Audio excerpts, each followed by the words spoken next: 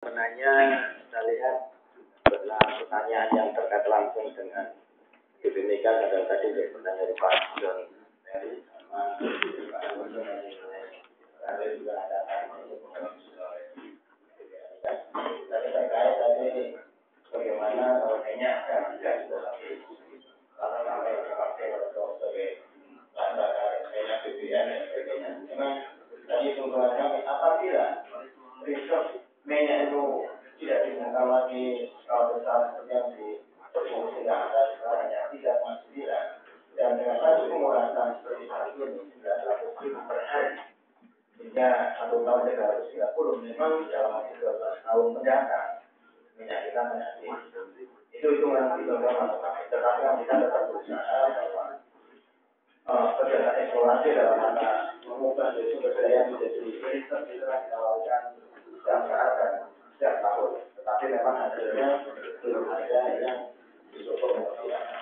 Ini dari sisi ketersediaan riset yang berupa sekarang ini memang kalau kita lihat dengan langsung penggunaan sekarang memang belum masih cukup panjang 45 tahun.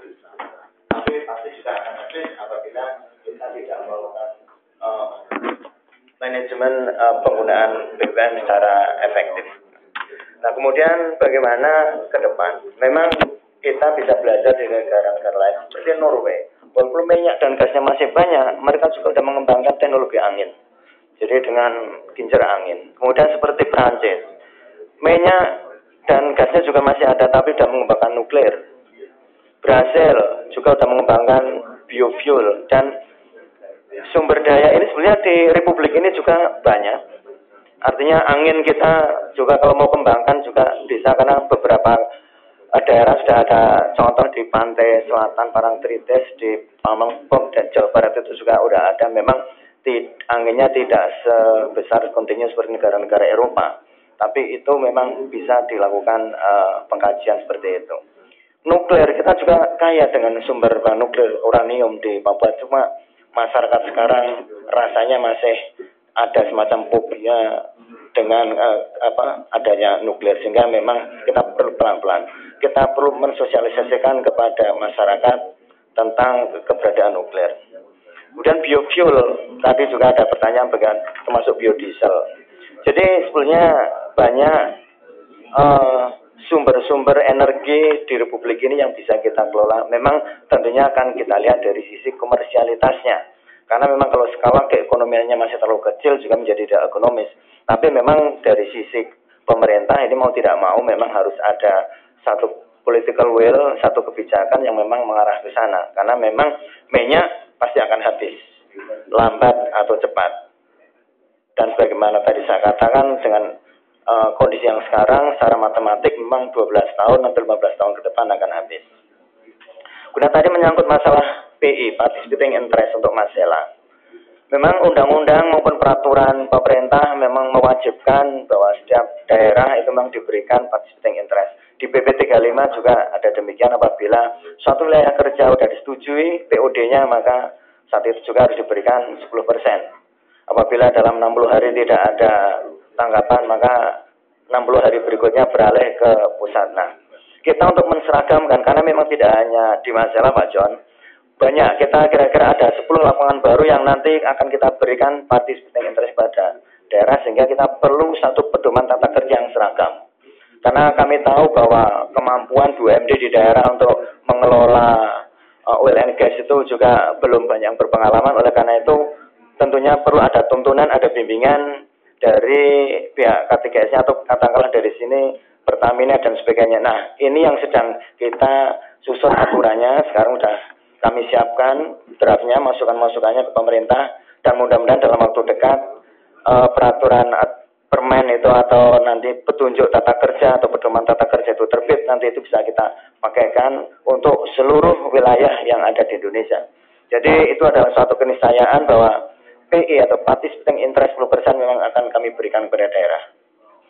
Kemudian bagi tugas Pak Rudi untuk tadi bagaimana bangsa ini mandiri dari sisi energi, barangkali Pak Rudi bisa menambahkan jawab. Ibu Bapak sekalian yang saya hormati, Saya hanya ingin menampilkan halaman 2 dari presentasi Pak Hadiono untuk mengingatkan kembali kepada kita. Jawaban saya ingin saya sampaikan ke Pak John, Pak El Nino, sekalian ke Pak Ajis, Pak Ajis. Jadi bahwa tahun ini ketika kita butuh 3 juta barrel ekivalen dan migas hanya bisa memenuhi 2,5 juta. Jadi yang non migas kira-kira setengah juta saat ini, Pak. Tetapi yang warna merah, yang miring naik ke atas, itu sesuatu yang tidak bisa ditahan. Kalau ada orang yang berbicara ingin melakukan penghematan energi, dia pasti kalah. Karena Indonesia dalam posisi baru mau menikmati energi. Oleh karena itu gambar ini, grafik ini, harus kita antisipasi pada tahun 2025. Ketika tadi dihitung bahwa kalau tidak ada penemuan minyak akan habis, itu memang sangat ekstrim. Kenyataannya tahun 70 juga bilang minyak akan habis 10 tahun. Jadi jangan khawatir bahwa minyak mungkin sampai 2025 masih sebesar ini. Cuma bayangkan apabila migas itu hanya mensuplai 2,5 juta pada tahun 2025, berarti minusnya kira-kira 5 juta barrel. Yang hari ini cuma 0,5 juta. Berarti energi di luar migas harus naik kira-kira 10 kalinya. Dan itu hampir tidak mungkin. Jadi menjawab juga tadi bahwa apabila kita tidak melakukan diversifikasi energi, menggunakan angin, matahari, ombak, biofuel, nuklir sekalipun, maka jangankan kita bisa yang namanya mandiri energi, kita akan babak belur. Dari pengalaman, Jepang itu berani membayar berapapun gas yang dijual oleh Indonesia, karena apabila tidak ada gas, ekonominya akan hancur. Sebanyak-banyak uang yang dimiliki Jepang maupun Taiwan atau negara itu, dia tidak bisa menghasilkan minyak dan gas. Dia tetap harus beli dari kita. Oleh karena itu, benar-benar diversifikasi itu harus dilakukan.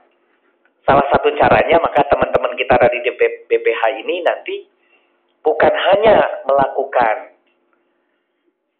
mulai menggeser dari BBM ke gas, tetapi juga berani menaikkan kembali harga sesuai atau mendekati keekonomiannya, sehingga energi lain menjadi laku dan energi lain menjadi hidup untuk dikembangkan. Itu satu-satunya cara, dan itu menyakitkan memang Pak El Nino. Kalau saat ini tiba-tiba harga naik, memang menyakitkan untuk short term. Tapi untuk long term anak cucu kita, itu satu-satunya jawaban. Naik harga. Bahwa kemudian sebagian kita konversi, itu cuma jangka pendek saja, menjadi gas dan sebagainya. Solusi jangka panjangnya adalah menggunakan energi-energi lain dengan catatan bahwa pesaingnya, yaitu BBM, juga cukup signifikan naiknya. Selama BBM dimurahkan, maka selama pula itu energi lain tidak akan bisa naik. Itu tambahan dari saya karena ini data ini menjadi sangat penting dan juga menjawab tadi, bukan menjawab, mendukung pertanyaan Bapak, mengapa asumsi BPH kok mau menurunkan asumsi kiloliternya, padahal sebetulnya energi selalu naik. Jumlah motor naik setiap tahun, jumlah mobil naik setiap tahun. Saya kira mudah-mudahan nanti pihak BPH akan bisa mendapatkan jauh lebih detail dari saya. Itu aja mungkin dari BP Migas. Terima kasih. Ada tambahan lagi dari BP Migas? Cukup ya. Baik, silakan kepada BPH Migas. Baik, terima kasih pimpinan. Saya akan berusaha menjawab satu persatu, tapi juga izinkan saya untuk memberikan kesempatan kepada kolega kami, komite yang 8 ini, karena mereka juga dipilih oleh parlemen, dan mereka juga cukup profesional dalam hal ini, dan mungkin nanti kalau ada yang kurang mungkin bisa ditambahkan oleh rekan-rekan komite kami. Baik, pertanyaan pertama yang berkaitan dengan, tapi perlu juga kami luruskan bahwa harga itu bukan tugas dan pokok daripada BPH Migas, Pak. Berkaitan dengan volume itu bukan juga BPH Migas. BPH Migas hanya mengatur berkaitan dengan alokasi. Nah, ini yang paling coba untuk dimengerti bahwa itu adalah kebijakan. Jadi kebijakan pemerintah. Naik harga itu, volume dan sebagainya itu adalah kebijakan dari pemerintah dan diatur di dalam peraturan presiden. Dalam undang-undang nomor 22 tahun 2011 berkaitan tentang Undang-Undang APBN tahun 2012. Kemudian yang berkaitan dengan kenaikan harga BBM ini kan sebenarnya juga belum disepakati, Pak. Memang ada 3 opsi dari pemerintah. Yang pertama, opsi yang berkaitan dengan pengendalian konsumsi BBM migas. Itu yang pertama, opsi yang pertama. Kemudian kedua, ada opsi kenaikan harga. Di dalam kenaikan harga pun, seperti mungkin Bapak dan Ibu sudah membaca di beberapa media, Bapak Menteri kami, Bapak Menteri Wajib menyampaikan bahwa ada 2 opsi berkaitan kenaikan harga. Harga naik 1.500 sehingga menjadi 6.000, atau harga itu ditetapkan 2.000 sehingga subsidi hanya 2.000. Fluktuasi daripada harga itu tetap pemerintah atau negara mensubsidi sebesar Rp2.000. Kemudian yang ketiga, opsi yang ketiga adalah opsi konversi BBM menjadi gas dengan gas bumi. Nah, ini ada 3 opsi tersebut. Tapi memang dari pembicaraan ketiga opsi itu dijalankan, tetapi yang sampai sekarang belum juga diputuskan karena harus banyak perubahan undang-undang harus dilakukan. Ada beberapa partai politik mengusulkan ada yang perlu dengan Perpu, ada juga dengan menggunakan judicial review dan sebagainya. Nah, ini juga memang berkaitan dengan harga, itu adalah kebijakan daripada pemerintah. Nah, di satu sisi bahwa badan menjawab pertanyaan siapa sebenarnya BPH Migas ini siapa yang mengawasi? Jadi kami yang mengawasi adalah diantaranya adalah ibu-ibu dan bapak-bapak sekalian dan juga anggota parlemen dalam hal ini DPR RI yang mengawasi kami. Nah itu loh yang. Jadi kami ini sebenarnya wakil rakyat di lembaga pemerintah yang independen. Nah ini belum perlu dicamkan. Jadi kami dipilih oleh parlemen. Jadi kami diawasi. Tapi kami bertanggung jawab langsung kepada Bapak Presiden. Berkaitan dengan tadi pertanyaan-pertanyaan, kenapa minyak habis, apa yang harus dilakukan? Tentunya kaitannya dengan seperti apa tadi yang disampaikan oleh Bapak Profesor Rudi Rudiantini, bahwa memang ke depan mau tidak mau, dan saya selalu ingat itu apa pesannya Bapak Profesor Dr. Habibie pada tahun 87, bahwa paradigma berpikir kita ini harus dirubah. Kita itu bukan orang kaya, tidak kaya minyak. Makanya kita harus bijaksana di dalam menggunakan sumber daya minyak ini. Jadi serba marginal. Jadi kalau dibandingkan dengan populasi dan luas wilayah kita, cadangan kita ini marginal sifatnya. Sehingga kita harus merubah paradigma itu. Jadi penggunaan sumber daya alam yang kita miliki harus bijaksana. Nah itu yang kami selalu camkan, bahwa apa yang disampaikan bahwa tidak mau ke depan dengan adanya geopolitik yang sekarang terjadi dan sebagainya, memang kemungkinan akan terjadi kenaikan harga. Karena sekarang kalau dari struktur daripada fiskal kita ada cukup besar, hampir 20% daripada subsidi kita itu untuk BBM dan sebagainya. Nah, yang berkaitan dengan pengawasan, Pak. Dengan pengawasan itu sebenarnya memang kami kalau kita lihat dari alokasi yang ada, alokasi sebelumnya dan alokasi yang ke depan, sebenarnya ada peningkatan, Pak. Kalau untuk daerah timur itu sekarang ada 10% sampai ada 300% kenaikan. Khususnya Papua. Papua itu kami tempatkan menjadi 300% kuota. Kenaikan. Walaupun memang dibandingkan wilayah barat, konsumsi terbesar BBM bersubsidi di 60% kan ada Jawa dan Bali, Pak, sampai Sumatera. Itu terbesar. Jadi 40%-nya itu terbagi di luar Pulau Jawa dan Bali. Nah, cukup kecil jadinya. Nah, satu sisi lagi dari dalam kaitannya dengan tadi kelangkaan itu berkaitan juga dengan infrastruktur. Banyaknya infrastruktur di daerah timur itu kurang, sehingga kapal tidak bisa sandar misalnya. Kalau ada ombak besar, kapal tidak bisa sandar. Artinya pemerintah daerah juga memikirkan pelabuhan-pelabuhan yang bisa membuat penyediaan dan distribusi itu dengan lancar dapat dilaksanakan. Kemudian daerah remote seperti apa yang disampaikan tadi di Jambi misalnya. Di Jambi misalnya terjadi yang berkaitan dengan ada itu sampai sama semua, Pak. Di daerah-daerah yang sama. Jadi ada SPBU yang jaraknya jauh.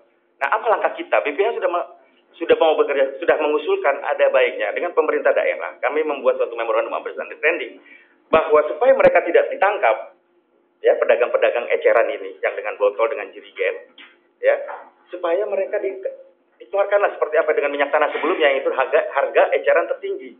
Sehingga harga yang dijual oleh para pengecer ini pun, apakah oleh koperasi, apakah oleh pengusaha kecil tempat, dikenal. Sehingga tidak lagi sebagai perdagangan yang ilegal. Nah, itu kami sudah melakukan rencana untuk itu.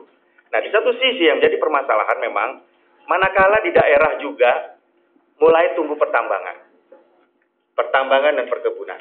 Ada mobil-mobil pertambangan, mobil-mobil perkebunan, dengan alasan Pemda untuk mendapatkan PAD, diberilah plat nomor. Apa konsekuensinya begitu dia memiliki plat nomor? Dia bisa datang ke kota, bisa datang ke SPBU, akhirnya dia beli jatah konsumsi yang seharusnya bukan untuk haknya. Nah, ini juga jadi perhatian. Makanya kami juga menghimbau kepada pemerintah daerah agar kalau memang kendaraan-kendaraan yang ada di pertambangan, wilayah pertambangan dan sebagainya, itu ya harus dilihat manfaat dan mudarat daripada daerah itu sendiri. Seperti itu. Kemudian ke depan juga kami sudah berbicara dengan badan usaha dalam diantaranya. Sekarang untuk Bapak ketahui bahwa pelaksana PSO, Public Service Obligation untuk BBM bersubsidi tidak hanya Pertamina, Pak. Pertamina itu hanya 95%. Sisa 5% dibagi oleh 3 perusahaan. Ada Petronas, kemudian ada AKR, ada Surya Parnaniaga. Nah, itu kami juga memesankan kepada mereka agar supaya mereka juga untuk ke wilayah timur, berinvestasi ke wilayah timur. Nah, tentunya dalam kaitannya ini, kami pun juga kalau dengan badan usaha yang baru, kita bisa menerapkan aturan kita. Sekarang ini apa yang disebut titik serah, itu sudah diatur di dalam peraturan presiden juga. Titik serah itu kan seharusnya yang namanya subsidi. Harga subsidi itu adanya di mana, Pak? Harganya kan adanya begitu nozzle kita nyalakan. Itulah harga yang harus diminta pada pemerintah untuk dibayarkan subsidinya. Nah, yang jadi permasalahan memang Pertamina pun begitu besar perusahaan itu, tetapi yang namanya SPBU-nya dari 4.500 SPBU yang ada, Pertamina hanya memiliki 78 SPBU. Lainnya itu punya masyarakat, apakah itu koperasi, apakah itu pribadi dan sebagainya. Nah, sehingga kalau ada perencana misalnya kayak dengan badan usaha yang baru, kalau badan usaha kita bisa melakukan, oke, pokoknya begitu Anda gunakan sistem IT, begitu kita bisa monitor. Jadi begitu nozzle nyala, kita bisa monitor siapa saja yang beli, jatahnya berapa dan sebagainya. Kita bisa atur dengan teknologi informasi. Tetapi kan kalau Pertamina begitu besar, nah Pertaminanya mungkin bisa, tetapi kan perusahaan-perusahaan yang apa itu namanya dealer atau sebagai pengusaha, itu kan agak susah kalau untuk menambah satu investasi. Nah, ini butuh waktu. Nah, ini berkaitan dengan titik serah, Pak. Makanya di Perpres yang baru titik serah sudah diatur lagi. Walaupun memang ada beberapa titik serah yang masih debatable dan masih bisa diperdebatkan seperti itu. Lalu kemudian ke depan apa rencananya daripada BPH? Tadi berkaitan dengan aturan-aturan yang kami akan lengkapi, berkaitan tadi dengan daerah-daerah remote dan sebagainya. Kedua mungkin berkaitan dengan teknologi informasi. Kita akan gunakan itu. Ada sisi supply, ada sisi permintaan dan ada sisi market. Nah, kami pun juga ingin menawarkan manakala badan usaha, kan sebenarnya fungsi daripada BPH Migas itu kan ketersediaan, Pak. Ya, ketersediaan itu kan antara supply, demand dan market. Sekarang kita mau tidak mau kita bicara 3, sisi market, sisi demand dan sisi supply. Ya. Nah, kalau di daerah-daerah yang Jakarta, Jabodetabek, investasi gampang dia, market besar, supply juga besar. Demand besar, supply besar. Ada market juga di situ, bisa bersaing harga. Tapi kalau untuk daerah, ya kan, itu kan hanya titik supply dan demand. Tapi apakah tidak baiknya ke depan daripada di Sulawesi Utara di Sangirta Laut itu harga 20.000, harga BB 4.500, dijual 20.000. Apakah tidak kita banjiri dengan badan-badan usaha lain yang mau berinvestasi di sana? Tentunya ada insentif dari pemerintah daerah. Nah, sehingga kelangkaan itu bisa dikurangi. Nah, ini hal-hal yang konsep-konsep yang kami ingin terapkan di dalam kaitannya dengan bagaimana BPH ke depan. Nah, sekarang sudah ada 3 yang mudah-mudahan kalau memang bisa ke depan. Terakhir mungkin juga kaitannya dengan CNG, Pak. CNG itu memang tadi ada sekitar 20 MMSCFD yang kita gunakan. Itu salah satu bagian daripada bagaimana konversi. Tapi cuma permasalahan tidak semudah itu juga untuk konversi, terutama untuk transport publik, Pak ya. Tidak mudah, karena ternyata alam pikir masyarakat kita yang sering naik angkutan kota itu, mereka selalu terbayangi oleh kasus 3 kilogram itu Pak yang meledak. Jadi banyak, kenapa di SPBU di Jakarta, SPBG di Jakarta tadinya ada jumlahnya 16, sekarang tinggal beberapa yang berfungsi. Itu karena ternyata dari asosiasi pengusaha SPBG menyatakan bahwa ternyata pertama mereka juga jumlah jaraknya berkurang, harinya itu untuk ngangkut berapa trayek yang dia harus lakukan berkurang karena harus selalu ngisi. Kedua, penumpangnya juga takut kalau misalnya mau mengisi di SPBG. Nah ini secara ini juga, nah ini hal-hal yang penting yang tentunya kami juga dalam kaitannya ke depan tentu harus bagaimana mensosialisasikan bagaimana konversi BBM ke BBG ini bisa berjalan dengan baik. Lalu mungkin yang terakhir saya ingin menjawab dari pertanyaan konsep apa dari kaitannya dengan tentunya kalau konsep tadi apa yang disampaikan memang sebenarnya ke depan itu jangan lagi kalau kita berpikiran bahwa sumber daya minyak, gas, dan bumi ini harus kita gunakan secara bijak, ya tentunya kita jangan boros. Dengan boros artinya tentunya kita harus kendalikan baik harga maupun volume. Nah, ke depan dari sisi hilir, tentunya kami selalu memikirkan apa yang dinamakan cadangan nasional, Pak. Cadangan nasional. Nah, cadangan nasional kita itu hanya 20 hari, Pak, Bapak dan Ibu sekalian. Setelah 20 hari kita bisa kolaps. Ya, itu operasi aja, 20 hari ya. 20 hari. Yang seharusnya kalau negara-negara maju bisa 9 bulan, bisa 60 hari dan sebagainya. Permasalahannya apa? Tapi permasalahan keuangan juga. Karena untuk menambah 1 hari saja dibutuhkan kalau dari Direktorat Jenderal Migas 1 triliun, tapi sekarang sudah berkembang lagi, bisa 1,2 triliun, Pak. Untuk menambah dari 20 hari menjadi 21 hari itu butuh 1,2 triliun. Tambah lagi 10 hari kali 1,2 triliun kali 10. Nah ini hal-hal yang perlu jadi pertimbangan kita. Makanya kalau karena kami juga sebagai institusi dalam kaitannya bagaimana menjaga supaya BBM ini tepat sasaran kepada yang berhak, yang menerima subsidi, juga tepat volume, jadi itulah tugas kami, Pak. Jadi berkaitan dengan harga itu di wilayah kewenangan daripada pemerintah. Dan mungkin kami juga memberikan kesempatan kepada anggota komite, mungkin di sini Pak Boyum dan Pak Ibrahim, Pak ya. Baik, terima kasih.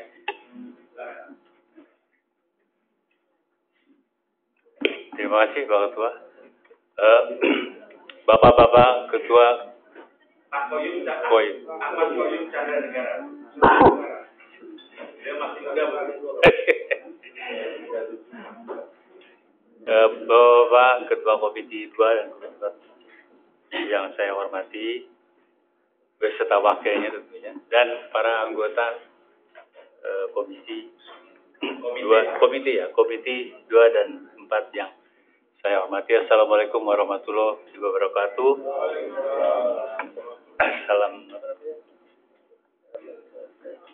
Salam sejahtera bagi kita semua. Baik, barangkali ada sedikit ketinggalan yang belum disebutkan oleh Pak Ketua, bahwa salah satu tugas daripada BPH Migas ini adalah membuat infrastruktur ya. Di antaranya adalah infrastruktur gas bumi. Karena seperti Bapak ketahui bahwa tadi dikatakan oleh Wakil Ketua BP Migas bahwa gas alam itu bisa lebih lama lagi sampai 40 tahun, 40 mungkin juga lebih, bisa dimanfaatkan untuk kebutuhan Indonesia. Nah, dengan adanya infrastruktur ini, kita bisa memasukkan gas alam ke domestik, ke Indonesia. Seperti kita ketahui, gas alam itu harganya lebih murah dari BBM yang selama ini kita pakai. Kira-kira 50-55% harga dari gas bumi itu. Nah, cuman kita ini tidak mempunyai infrastruktur yang cukup. Kita telah pernah mulai itu tahun 92. Kita membuat infrastruktur di Sumatera atau disebut Trans Diva Sumatera hampir 2.000 kilometer yang jumlah biayanya sekitar 2,5 miliar. Tapi itu dari 92 sampai tahun 2007 baru selesai. Jadi 15 tahun kemudian baru selesai. Jadi dengan adanya pipa gas yang dari Sumatera ke Jawa itu, di Jawa ini sudah tertolong kira-kira bangsa sekarang ini masih 700 atau 7 juta kiloliter BBM, tapi bisa mencapai 12 juta kiloliter BBM kalau semuanya terpenuhi. Nah, jadi tadi seperti dikatakan bahwa sekarang ini gas yang bagus, harganya murah, gitu, cuma setengahnya, kemudian efisiensinya bisa sampai 30% lebih tinggi dari BBM, bersih, banyak diekspor. Nah, ini tentunya bukan kesalahan juga BP Migas. Ini memang dulunya begitu. Dulunya LNG maupun gas ini, apalagi permulaan tahun 73, menjual gas dan LNG itu sangat menguntungkan. Di dalam negeri barangkali kalau kita hitung dulu menjual ke Amerika itu 60 sen. Tapi sekarang kita sudah bisa menjual 14, 15 sampai 16 dolar. Jadi bagus ya. Cuma karena kita ini sejak tahun 97 sudah menjadi net oil importer, jadi mengekspor gas itu sudah tidak menguntungkan lagi. Tapi kalau kita mau membawa ke dalam negeri juga tidak ada kita atau masih kurang infrastrukturnya. Jadi terpaksa masih sebagian kita ekspor. Nah, itulah mungkin kita di sini mohon doa saja ya. Salah satu usaha kita yang utama adalah bagaimana membawa gas atau energi yang murah ini dipakai di dalam negeri, dan itu ada di dalam undang-undang bahwa gas itu harus dimanfaatkan untuk kepentingan dalam negeri. Jadi memang sangat krusial sekali. Kalau kita perhatikan sekarang, dari tadi 52% diekspor ke Jepang, kemana, dan memang